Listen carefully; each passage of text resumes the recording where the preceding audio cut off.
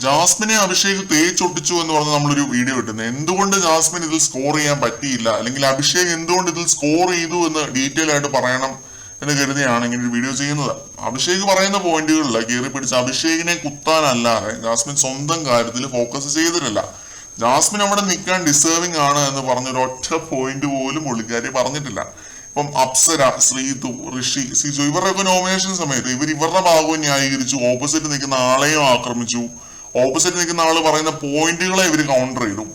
ഇവിടെ ജാസ്മിന്റെ കേസിൽ അഭിഷേക് പറഞ്ഞതിനൊന്നും ജാസ്മിൻ കൗണ്ടർ ആർഗ്യുമെന്റും ഇല്ലായിരുന്നു, അഭിഷേകിനെ ആക്രമിച്ചുകൊണ്ടേ ഇരിക്കുകയായിരുന്നു. അതാണ് ജാസ്മിനെ തേച്ചൊട്ടിച്ചു എന്ന് നമ്മൾ പറഞ്ഞത്. ജാസ്മിൻ പ്രൊവോക്ക് ആയതുകൊണ്ടാണ് നമ്മൾ അങ്ങനെ പറഞ്ഞത്. അല്ലാതെ രാജാക്കന്മാരെ വാർത്തെടുക്കാനോ അല്ലെങ്കിൽ സ്ത്രീകളെ തഴയാനോ ഒന്നും അല്ല നമ്മൾ ഈ ചാനൽ നടത്തിക്കൊണ്ട് പോകുന്നത്. നമുക്ക് അങ്ങനെ ഒരു ചുക്കുമില്ല.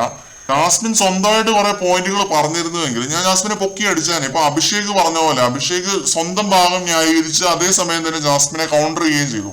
ഇതിൽ അഭിഷേക് ശരിക്കും സ്കോർ ചെയ്യുന്നതായിട്ട് കണ്ടതുകൊണ്ടാണ് ഞാൻ അങ്ങനെ പറഞ്ഞത്. അല്ലാതെ ജാസ്മിനെ തഴയാനോ അല്ലെങ്കിൽ ജാസ്മിനോട് ഒരു ടാർഗറ്റഡ് ഹീറ്റഡും ഇല്ല.